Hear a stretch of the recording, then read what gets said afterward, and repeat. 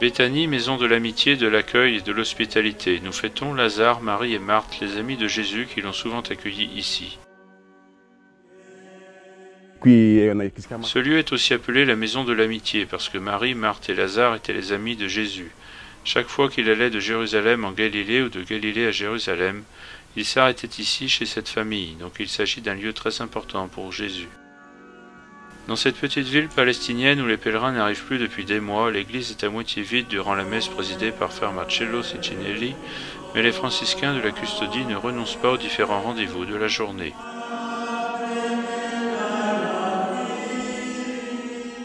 Béthanie est aussi le lieu où Jésus fait renaître Lazare. De bon matin, le secrétaire de la custodie de Terre Sainte descend l'escalier étroit de la tombe de Lazare pour célébrer la messe.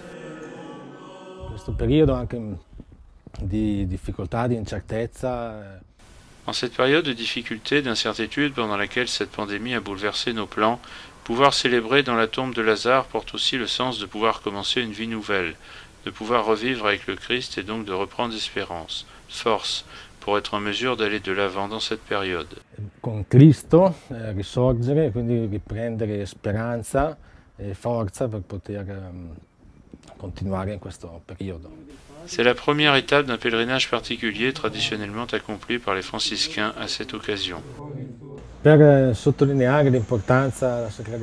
Pour souligner l'importance et la sacralité du lieu après la célébration dans l'église, nous venons en pèlerinage ici, à la tombe de Lazare, où nous lisons l'évangile du miracle. Puis, autrefois, nous continuions à pied. Aujourd'hui, cette tradition s'est maintenue, c'est pourquoi nous faisons ce pèlerinage sur le mont des Oliviers. La route est celle qui, depuis l'Antiquité, conduit de Béthanie à Jérusalem.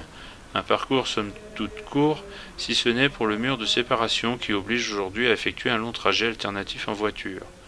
Ainsi, le pèlerinage parvient à la petite chapelle de l'Ascension pour se conclure au sanctuaire du Paternoster, dans lequel résonne la prière la plus connue de la chrétienté, enseignée en ce lieu par Jésus et reproduite sur les parois dans toutes les langues du monde.